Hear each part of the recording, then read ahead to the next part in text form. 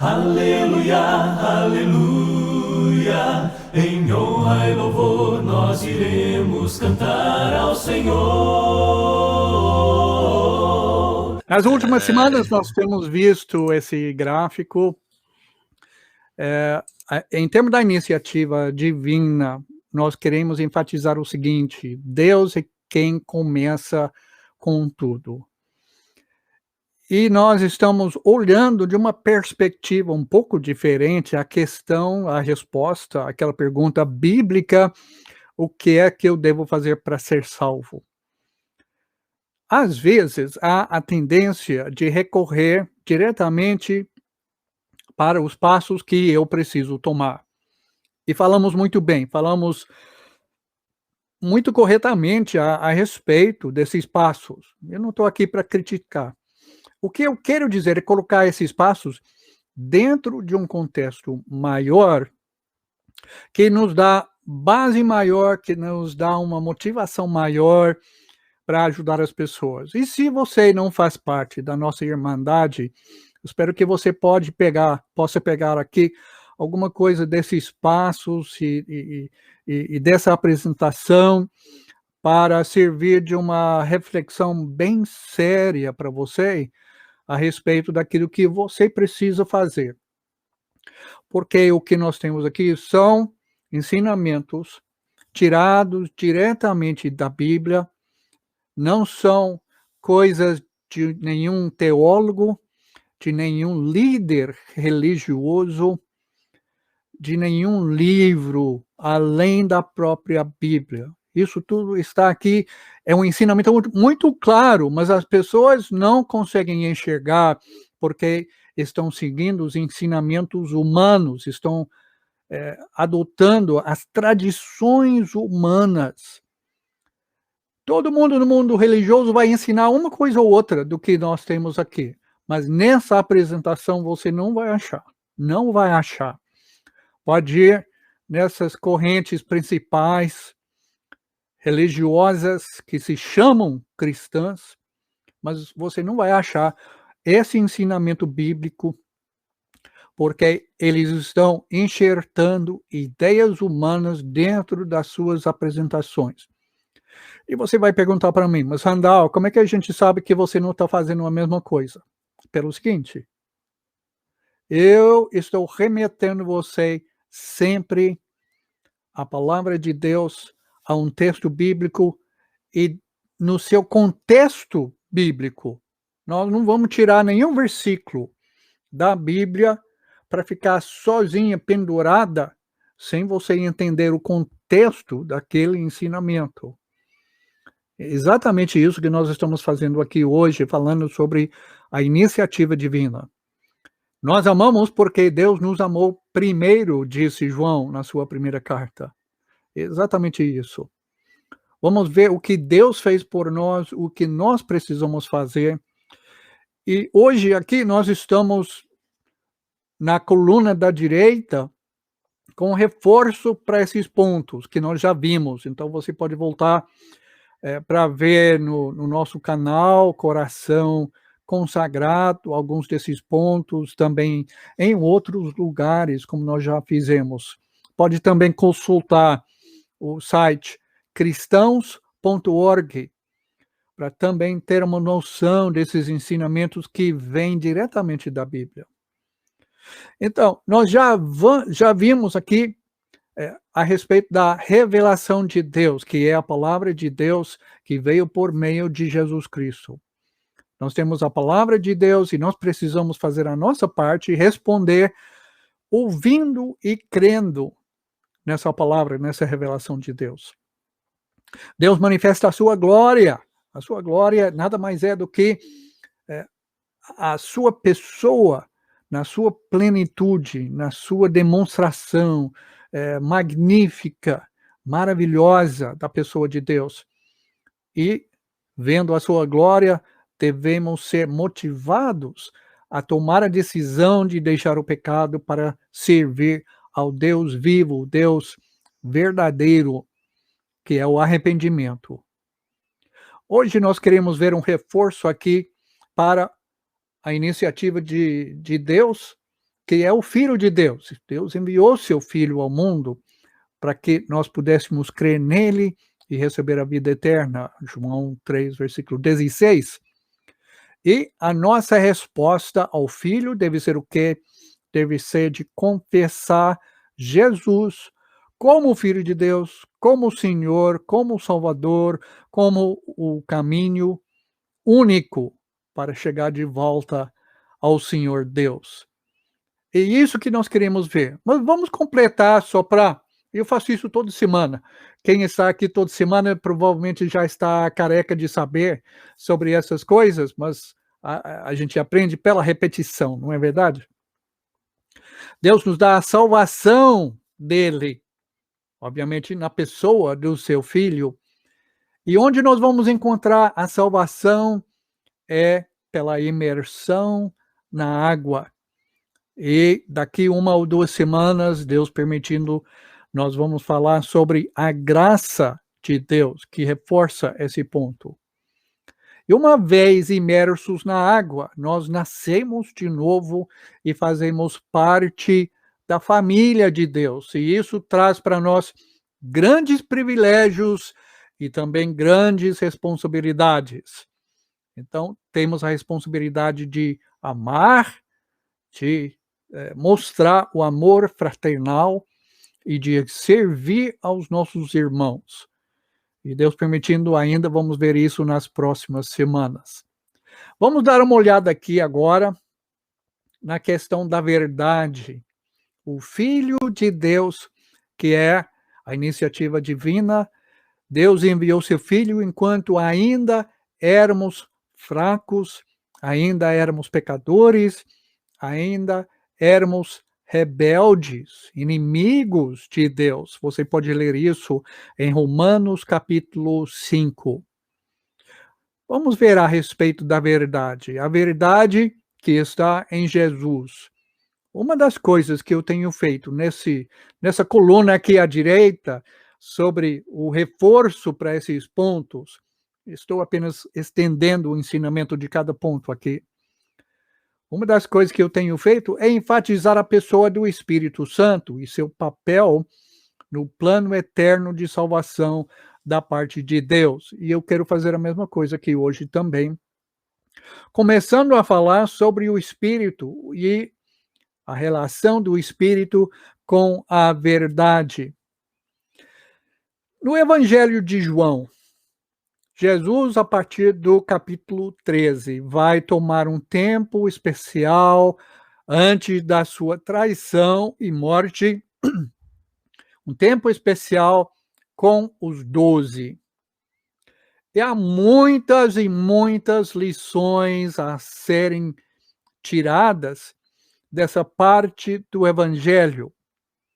Só que temos que lembrar para quem Jesus está falando nesse momento, porque às vezes algumas coisas que ele fala pertencem especificamente aos 12 apóstolos e ao momento que eles estavam vivendo nessas últimas horas com Jesus. Em João 14, que faz parte de João 13 até 16, é o ensino para os 12 apóstolos. No capítulo 17, já é a oração de Jesus antes de ser traído, julgado e crucificado. No capítulo 14, Jesus chama o Espírito Santo de o Espírito da Verdade. Também no capítulo 16. No capítulo 14 e 16, ele falando sobre o Espírito, ele falando especificamente para os 12 apóstolos, disse que o Espírito ia lembrá-los de tudo que Jesus tinha ensinado para eles enquanto ele estava no meio deles aqui na terra. Está vendo como isso aplica em primeira mão aos 12 apóstolos? E no capítulo 16, versículo 13, ele falando também que o Espírito ia guiá-los a toda a verdade. Então, nos apóstolos, nós temos depositado, toda a verdade que Jesus queria comunicar para a humanidade. Então, nós podemos até ter uma escala. Tem uma irmã aqui na congregação do Urbanova, que é artista, e ela fez um gráfico muito bem feito dessa escala. Tudo começa com Deus. E Deus passou a sua verdade, passou a sua vontade para seu filho Jesus. E Jesus vai passar, como nós lemos em João 14 e 16, ele vai passar tudo isso que ele recebeu do Pai, que ele ensinou enquanto ele estava aqui na terra, para os apóstolos e profetas do Novo Testamento, isso por meio da inspiração do Espírito Santo. E é exatamente isso que nós vemos aqui em João, capítulos 14 e 16. João continua com essa ideia na sua primeira carta. No capítulo 5, versículo 16, ele falou que o Espírito é o que lhe dá testemunho. Ele fala a respeito de Jesus, porque o Espírito é a verdade. É costume no Novo Testamento, e especialmente com João, de conectar as coisas de Deus, a pessoa de Deus, com seus atributos, usando um verbo de conexão como o verbo ser. Então ele diz que o Espírito é a verdade, como ele falou no primeiro capítulo, que Deus é luz. E como ele falou no capítulo 3 de 1 João, que Deus é amor. E aqui no capítulo 5, versículo 16, ele diz que o Espírito é a verdade. O Espírito não somente revela, comunica, explica a verdade de Deus para as pessoas, mas ele é a própria verdade. Então, vemos essa ligação muito forte, essa equivalência, usando esse verbo de ligação, o verbo ser, para identificar a verdade com o Espírito e, assim, por extensão, ao próprio Deus. Agora, João disse que é possível distinguir entre a verdade e a falsidade, o erro. No capítulo 4, versículo 6, eu acho que eu falei uma coisa errada. Quando João falou que Deus é amor, está no capítulo 4, eu falei o capítulo 3. Isso não está aqui nas minhas anotações, eu estou lembrando de cabeça, e às vezes eu troco muito, eu sou canhoto tem esse problema de trocar números, então eu falei capítulo 3 e não capítulo 4, então deixa eu fazer essa retificação. Mas no capítulo 4, versículo 6, João escreveu assim, para os cristãos: nós somos de Deus. Aquele que conhece Deus, ouve-nos, os apóstolos. E não aqueles que estão fora, que estavam aqui dentro, mas saíram de nós porque não eram do nosso meio, que vieram falando as coisas erradas. Aquele que não é de Deus não nos ouve. Ele quer entrar em choque com o ensinamento dos apóstolos, o ensinamento inspirado pelo Espírito, o ensinamento recebido por Jesus Cristo, que ele recebeu do próprio Pai. João disse ainda: nisto conhecemos o espírito da verdade e o espírito do erro. No início do capítulo, ele falou que nós temos que provar os espíritos. Aqui, espírito representando o ensinamento. Nós temos que ser espertos, gente. Não pense que tudo que você vai ouvir lá fora vai ser a verdade. Não vai ser. Tem muitos ensinamentos, João disse lá no capítulo 4, muita gente tem saído pregando coisa errada. Se foi verdade naquela época, muito mais hoje.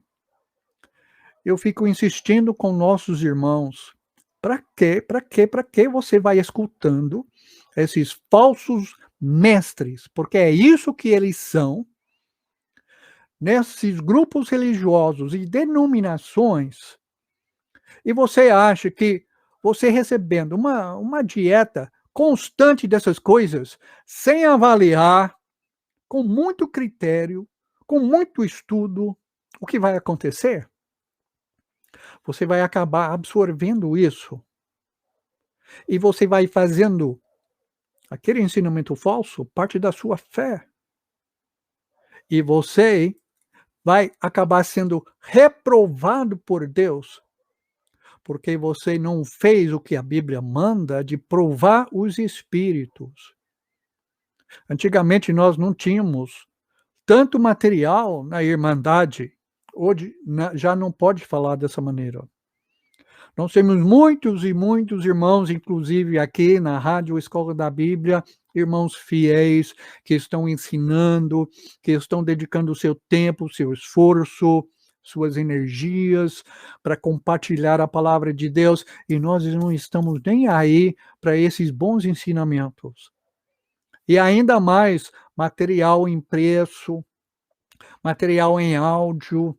Nós temos hoje em dia bons materiais e os irmãos estão lá escutando, assistindo os falsos mestres, achando que eles não vão ser influenciados por essas coisas. Nós temos o Espírito da verdade. Precisamos exercer o maior cuidado e deixar de dar ouvidos aos falsos mestres que tem no mundo. E isso nos leva de volta à pessoa de Jesus. O Espírito, Jesus disse, não ia falar dele mesmo. Ele ia falar de Jesus. É muito interessante. Nesses grupos que dizem ter o Espírito Santo, que falam menos em Jesus e falam muito no Espírito Santo. Eles falam mais sobre o Espírito Santo do que o próprio Espírito fala. Tem alguma coisa errada aí. O Espírito foi enviado para falar as coisas de Jesus, para falar sobre a sua vida, sua morte, seu retorno, sua presença conosco hoje. Então vamos ver agora a respeito de Jesus, que é a verdade. Eu quero ver com vocês aqui duas conversas de Jesus. Lembrando que boa parte do ensinamento que Jesus deixou para nós, boa parte desse ensino ocorreu no meio de conversas e diálogos com os seus discípulos, com pessoas de fora. Em João capítulo 14, nós vamos ver isso agora. João capítulo 14, Jesus fez uma afirmação, uma daquelas afirmações que um escritor como C.S. Lewis, um britânico, um inglês, eu acho que era anglicano, alguma coisa assim, uma doutrina errada, mas uma coisa certa que ele falou. Você não pode dizer que Jesus foi um bom professor ensinando o princípio de vida sem aceitar que ele era divino, que ele era filho de Deus, que tudo que está escrito a respeito dele é verdadeiro. Ou Jesus era filho de Deus e tudo que ele falava era pura verdade, ou Jesus era o maior mentiroso de todos os tempos. Você não pode ficar no meio termo, achando que o que ele falava a respeito da sua pessoa, que ele desceu lá do céu, aquilo você pode deixar de lado, mas ele tem uns ensinamentos lindos. Isso é bobagem, disse o Lewis. E ele tem razão nessa questão. Porque olha o que Jesus vai dizer em João capítulo 14. Eu vou ler aqui a partir do primeiro versículo, para a gente sentir um pouco desse contexto, porque a afirmação de Jesus está no meio de um diálogo com os seus discípulos. Ele falou assim: não se perturbe o coração de vocês. Creiam em Deus, creiam também em mim. Na casa de meu pai há muitos aposentos. Se não fosse assim, eu lhes teria dito: vou preparar-lhes lugar. E se eu for e lhes preparar lugar, voltarei e os levarei para mim, para que vocês estejam onde eu estiver. Vocês conhecem um caminho para onde vou.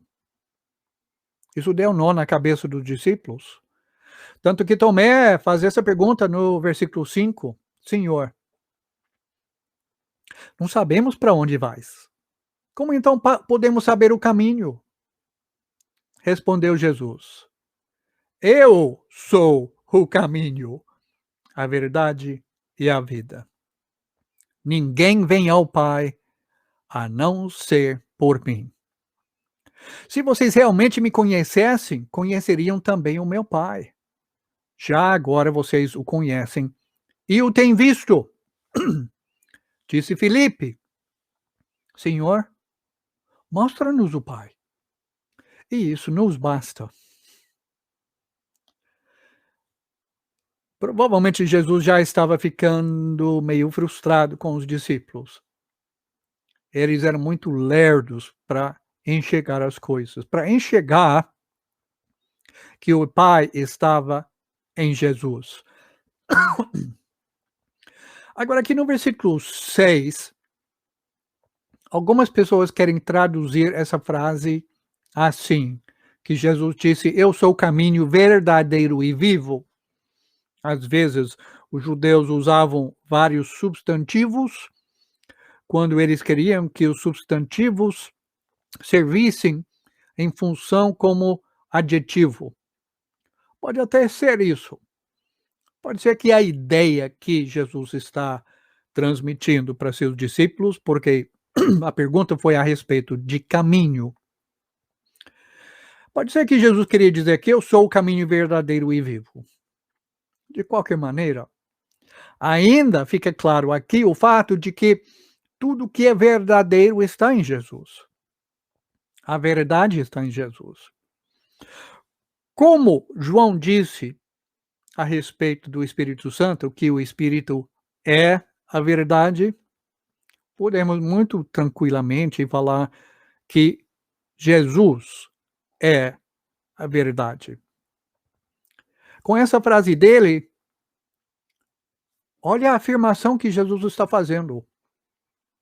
Ele oferece um acesso exclusivo de volta à presença de Deus. Exclusivo, eu sou o caminho. Aquela frase que as pessoas usam, que Deus é um só e, portanto, todos os caminhos levam a Deus. Que erro de lógica! Esse pensamento não tem nada a ver. Se Deus é um só, existe um só caminho que chega até ele. Jesus diz: eu sou este único caminho que volta para o Pai. Se nós queremos saber alguma coisa a respeito de Deus, se nós queremos voltar para Deus, se nós queremos viver na comunhão com Deus, temos que passar necessariamente por Jesus Cristo e pela verdade que ele nos trouxe. Então, Jesus está indicando aqui que ele é a fonte exclusiva do acesso a Deus, de toda a verdade sobre Deus e de seu plano e da vida eterna junto com Deus. Para nós, não deve ser necessário ainda afirmar, mas ainda convém falar isso, que tudo que é possível saber a respeito do plano eterno de Deus, sobre a pessoa de Jesus e sobre a vontade divina para a nossa vida agora e para o futuro, a vida eterna, tudo isso se encontra somente nas Escrituras Sagradas. Ninguém, mas ninguém, tem mais alguma informação a respeito de Deus, a respeito de Jesus, a respeito do caminho da salvação, que não se encontra no Novo Testamento, na Bíblia toda. Vamos ver mais uma conversa, mais um diálogo aqui de Jesus, para ver que Jesus é a verdade. Jesus disse, quando ele estava perante Pilatos, que ele veio ao mundo para falar a respeito da verdade, para testemunhar da verdade. É um dos diálogos mais interessantes da Bíblia. Jesus falou assim, em João capítulo 18. Vou verificar para ver se todo mundo consegue ver aqui na sua tela. Eu estou consultando aqui diretamente no meu documento. Jesus já tinha sido traído. Os judeus levaram Jesus para Pilatos porque eles não tinham direito de executar ninguém. Pilatos tinha que dar essa permissão de matar Jesus. Eles não podiam fazer isso sozinhos, porque seu país foi dominado pelos romanos. E os romanos tiraram dele o direito da pena de morte. Então, eles tiveram que ter o aval do governador para matar alguém. Pode ver aqui em Atos capítulo 7, eles nem ligaram para isso, com tanta raiva, com tanta ira que eles sentiram com Estevão. Agora, com Jesus, eles procuram fazer isso porque a multidão gosta de Jesus. Mas olha o que Jesus vai dizer no meio dessa conversa com Pilatos, o governador. Disse Jesus, Pilatos tinha perguntado para ele se ele era rei. Jesus disse, o meu reino não é deste mundo. Quer dizer, a sua origem não é daqui, da terra. O meu reino é celestial. A sua origem é do céu. E por isso, toda a sua característica é diferente. Se fosse desse mundo, os meus servos lutariam, pegariam na espada.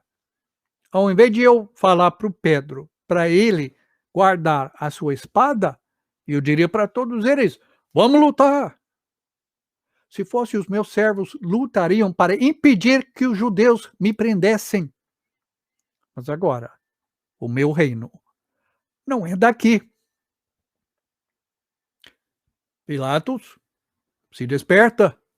Então você é rei. Jesus respondeu, tu dizes que sou rei. Isso era a maneira dos judeus concordar com a pergunta, com a afirmação. Sim, ele diz, sim, eu sou rei. Mas eu sou um rei totalmente diferente. Jesus disse, na minha condição de rei, de fato, por esta razão nasci. E para isto vim ao mundo, para testemunhar da verdade. Todos os que são da verdade me ouvem. Que é a verdade? Perguntou Pilatos. Vamos reparar nesse trecho. Primeiro, Jesus fala sobre a natureza do reino de Deus. Ele é rei, ele é. Mas o reino dele não é baseado em força militar nem em intrigas políticas. Seu reino se baseia na proclamação da verdade de Deus. Tudo sobre Deus, tudo sobre o que Deus pretende, do seu plano, da necessidade do ser humano, porque o ser humano não consegue resolver o problema do seu pecado, da solução da iniciativa divina. Jesus veio revelar e cumprir o plano de Deus. Ele veio falar ao mundo sobre a verdade de Deus. E Jesus indica que ele veio ao mundo já com essa missão em mente. Sua morte faz parte dessa verdade. A morte de Jesus não foi engano. Tem algumas pessoas que têm uma certa linha doutrinária que diz que Jesus veio ao mundo estabelecer o seu reino na terra. Como Davi e Salomão tinham um reino físico, eles falam que Jesus veio para reinar fisicamente, estabelecendo em Jerusalém o seu trono, e que ele ia reinar a partir daquele local. Jesus disse, sua morte não foi um erro, mas essas pessoas dizem que ele não esperava que as pessoas fossem rejeitá-lo, que não iam permitir que ele estabelecesse aqui na terra o seu reino. Então ele voltou para o céu para se preparar para uma segunda tentativa, porque ele vai vir de novo, vai sim estabelecer o seu reino, e ele vai reinar 1000 anos com seu trono em Jerusalém. No meio tempo, nesse meio tempo, nesse ínterim, Jesus estabeleceu não o reino, mas a igreja. E para eles a igreja é tapa-buraco, até ele voltar para estabelecer seu reino aqui na terra. Olha que falso ensino que atinge a soberania e o preconhecimento de Deus. Em Atos capítulo 2, Pedro disse que foi pela determinação e preconhecimento de Deus que Jesus morreu. Jesus veio aqui na terra, ele nasceu para morrer. Jesus viveu para dar a sua vida. E por meio da sua morte, ele se tornou o único meio pelo qual o ser humano pode voltar para Deus. Eu gosto muito de Hebreus capítulo 5, versículo 9. Talvez aqui nessa própria lição está aí para citar ainda, não me lembro.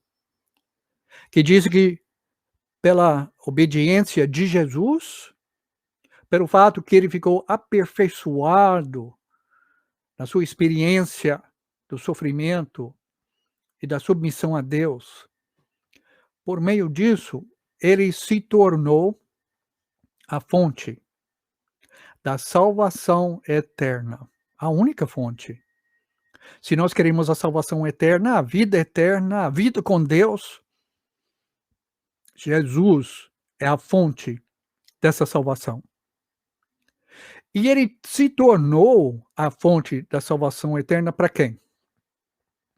A salvação não é universal, gente.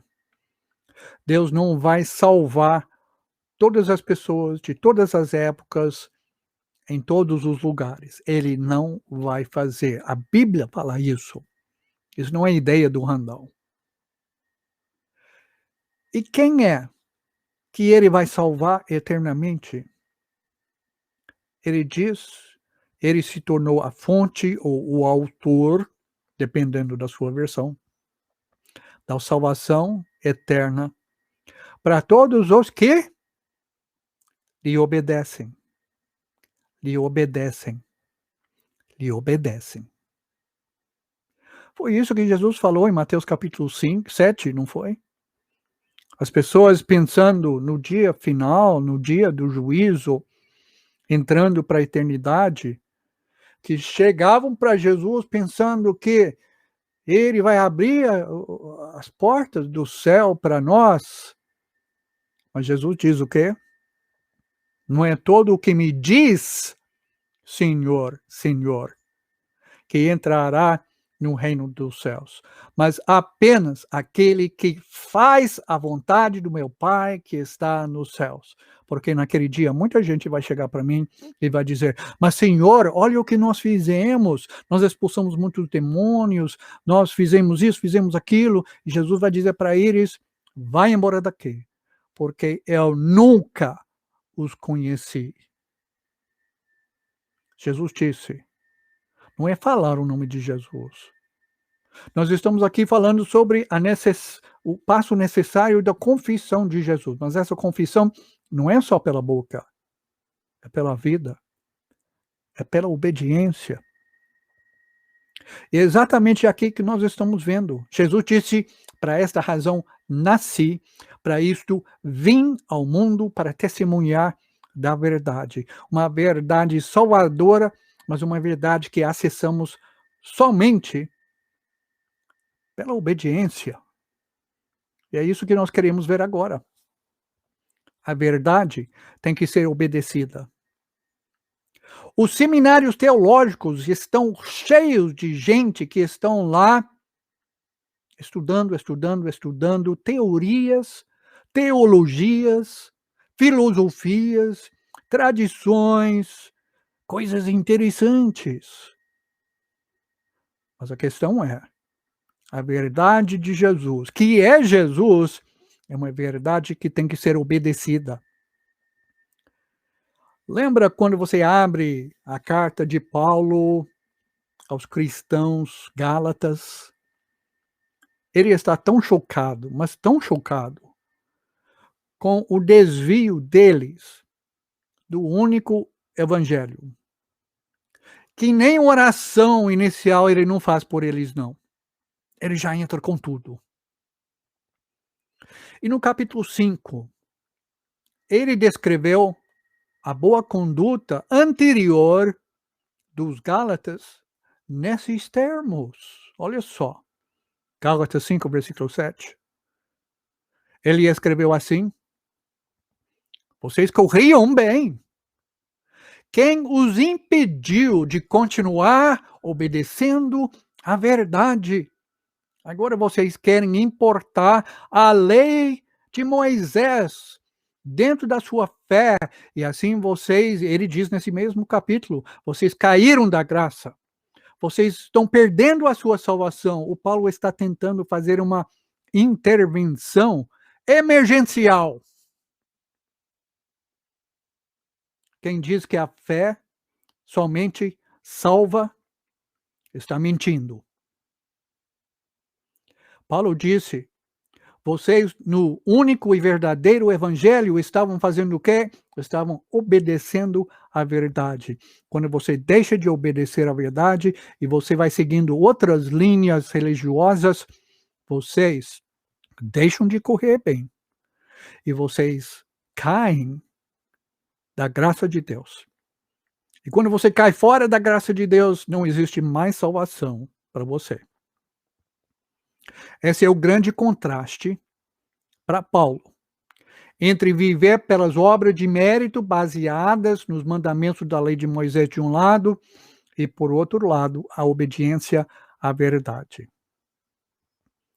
Uma das afirmações mais claras e diretas nesse sentido se encontra em 1 Pedro 1, versículo 22. Lá Pedro afirmou o seguinte: agora que vocês purificaram a sua vida, como? Como foi feito isso? Porque vocês acreditaram em Deus e tiveram fé somente. A partir daquele ponto vocês foram salvos? Não. Vocês purificaram a sua vida. Como? Pela obediência à verdade. E agora que fizeram isso, visando o amor fraternal e sincero, esse foi o propósito da sua purificação, esse foi a razão por que Deus salvou os seus pecados, para que vocês pudessem viver em família o amor fraternal dentro da família de Deus, família espiritual. Amem sinceramente uns aos outros e de todo o coração. Então expressem esse amor.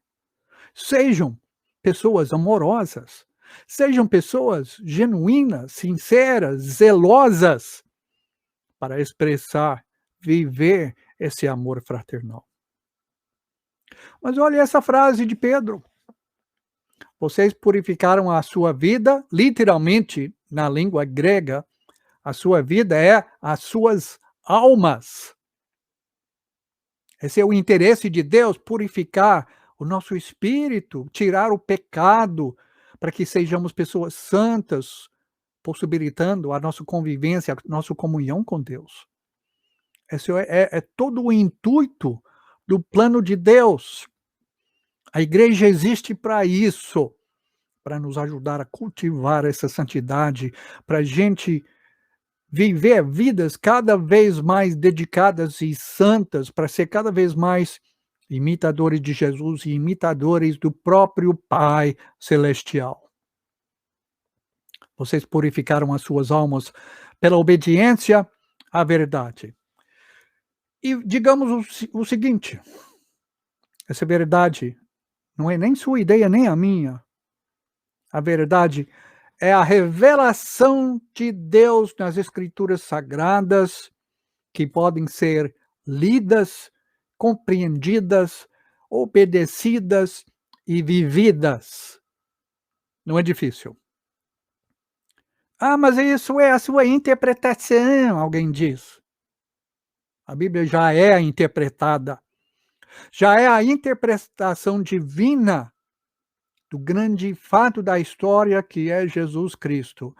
Tem gente, sim, que impõe suas próprias interpretações em cima da Bíblia, mas não são aprovadas, são condenadas.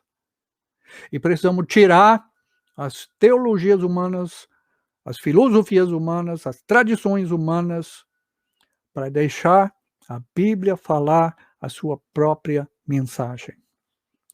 Porque a desobediência à verdade do Evangelho, sabe o que ela significa?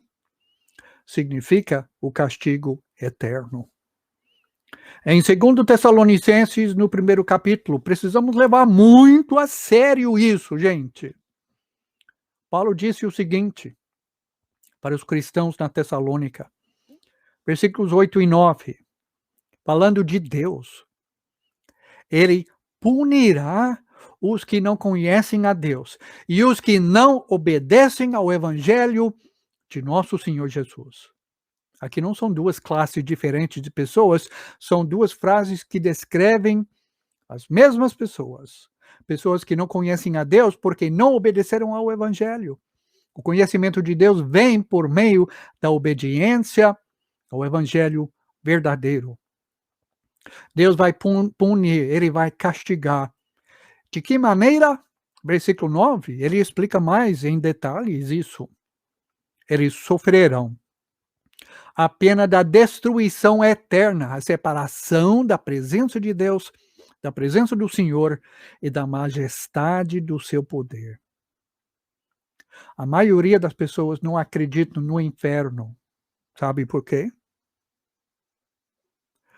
Porque elas sabem que não estão seguindo a palavra de Deus e elas de alguma forma entendem que o inferno existe não somente para o diabo e os demônios, mas para as pessoas que rejeitam a verdade de Deus. As pessoas querem jogar como se fosse uma interpretação particular da palavra de Deus, porque elas não querem mudar a sua vida. Mas pense bem, o que é melhor?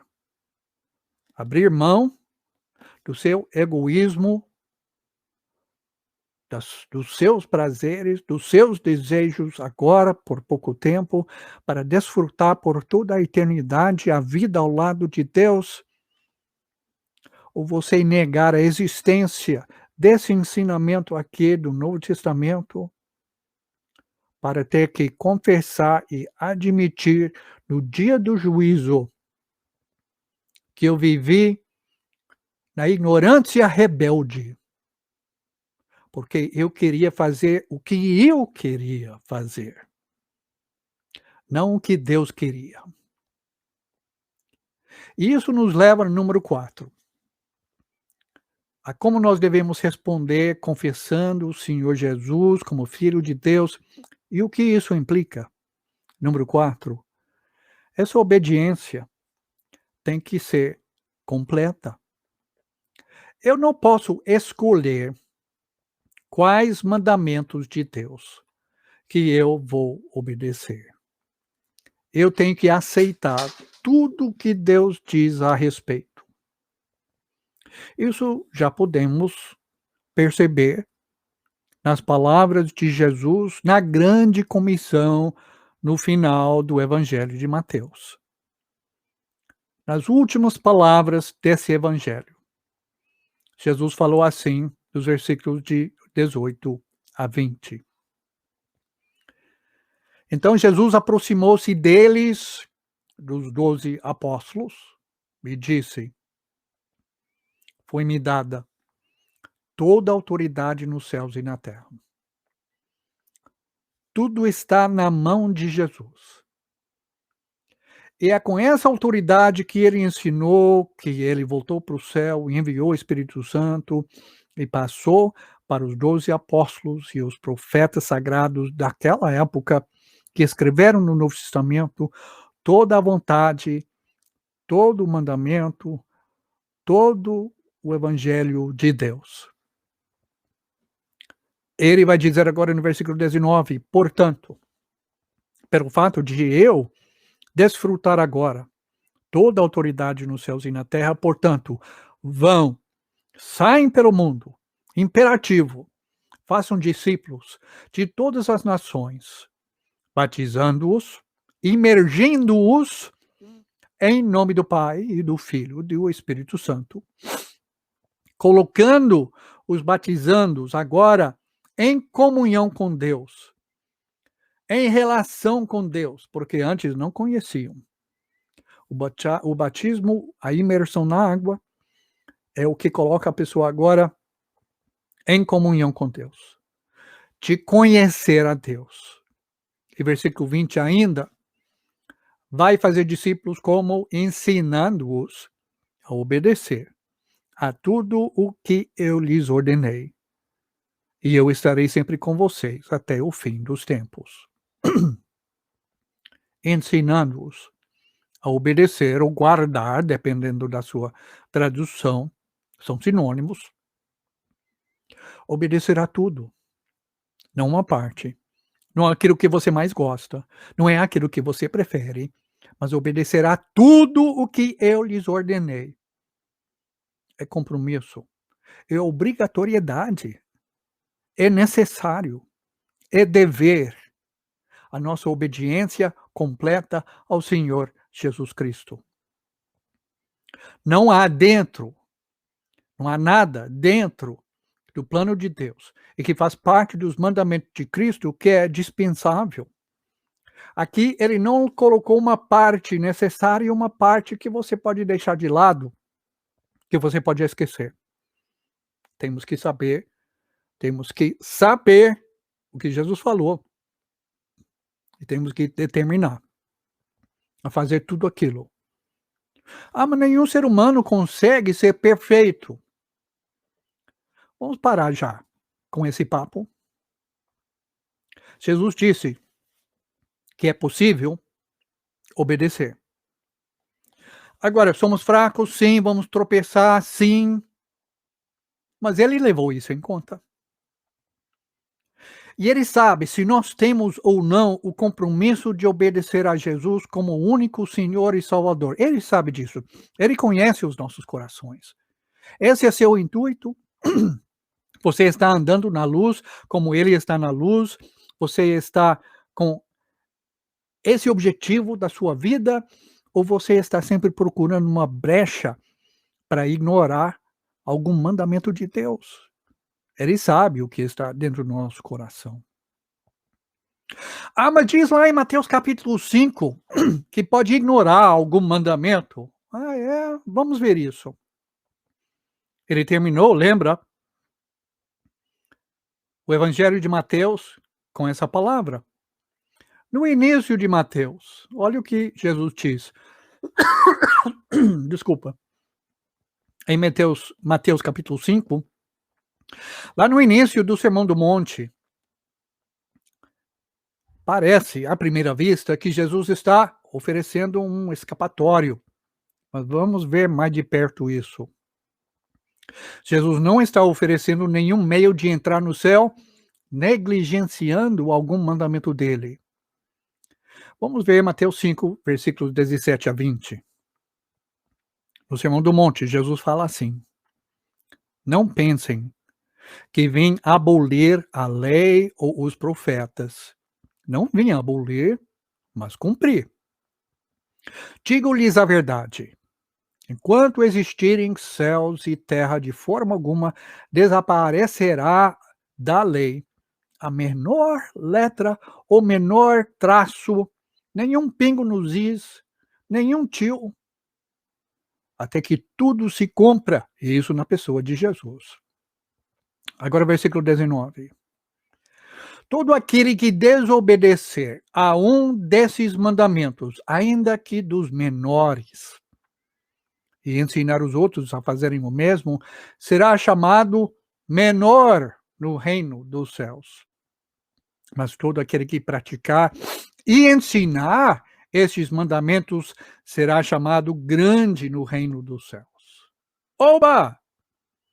Então, se a gente tirar alguma coisa lá de Jesus, dos mandamentos, ainda vamos entrar no céu, não é? Calma. Versículo 20. Pois eu lhes digo que se a justiça de vocês não for muito superior à dos fariseus e mestres da lei, de modo nenhum entrarão no reino dos céus. Não entrarão de modo nenhum no reino dos céus. Quando ele fala aqui a respeito do menor no reino dos céus, ou do grande no reino dos céus, ele não está falando que existem graus de salvação, nem uma hierarquia dos maiores e menores dentro do reino de Deus. Jesus está usando aqui a linguagem dos rabinos. E olha essa nota da tradução ecumênica da Bíblia. Um comentário do versículo 19 sobre o menor, o grande, menor e maior, ensinando ou deixando de praticar e ensinar algum mandamento de Cristo. Estou citando aqui. Com estas expressões, menor e maior, os rabinos, respectivamente, desaprovavam ou aprovavam os diversos comportamentos dos homens. O que isso significa? O menor é tão menor que ele não entra. O maior é aquele que Deus aprova. O menor no reino dos céus é aquele que Deus desaprova, que ele condena por sua atitude de falta de respeito para com todos os mandamentos do Senhor. Olha, os fariseus e os mestres da lei, eles olhavam assim as coisas menores, mas com motivações erradas. Lembra que Jesus falou para os fariseus e os mestres da lei: vocês ficam oferecendo o dízimo das menores hortaliças, mas as coisas maiores vocês deixam de cumprir. Vocês devem fazer estes sem deixar de olhar as suas hortaliças, hein? A obediência tem que ser completa. Paulo trabalhou entre os coríntios para que a obediência deles fosse completa. Em 2 Coríntios capítulo 10, na sua segunda carta, que na verdade, era provavelmente sua quarta carta aos Colossenses. Ele trabalhou tanto, mas tanto com essa congregação para acertar os erros dentro dela. Por quê? Ele sabia da necessidade da obediência completa.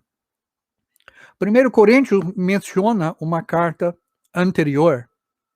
Também 2 Coríntios, que as pessoas pensam que a referência lá no capítulo 7 não se enquadra muito bem, sendo o 1 Coríntios, então imagino que houve uma carta severa entre as duas cartas.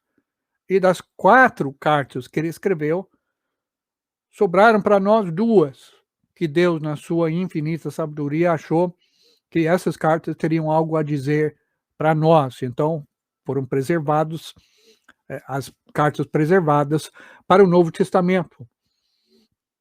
Paulo também fez várias visitas para a congregação em Corinto, tentando acertar a sua obediência. ele encontrou oposição. Pessoas que se fizeram de super apóstolo, falando que faziam grandes sinais, com grande persuasão na sua comunicação. E tentaram diminuir a influência do apóstolo Paulo, falando que ele não era nada, não. Vou começar aqui a partir do primeiro versículo de 2 Coríntios, capítulo 10. Paulo fala assim: Eu, Paulo, pela mansidão e pela bondade de Cristo, apelo para vocês. Eu que sou humilde, NVI coloca aqui entre aspas, porque ele está pegando essa linguagem dos seus críticos. Eu que sou humilde, quando estou face a face com vocês, mas audaz, quando ausente. Ele fica lá longe, ele fica bravo. Agora aqui no nosso meio, ai, é mansinho, mansinho. Criticavam ele assim. Versículo 2.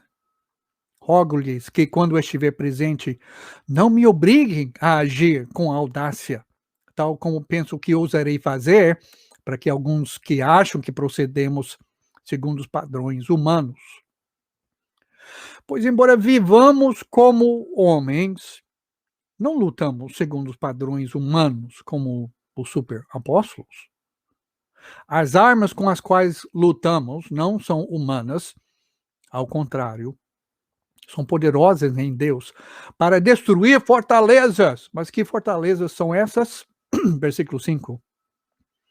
Destruímos argumentos. É uma batalha de verdade contra a falsidade. Destruímos argumentos e toda pretensão que se levanta contra o conhecimento de Deus. Conhecimento do ser humano. São as filosofias e as ideias do ser humano.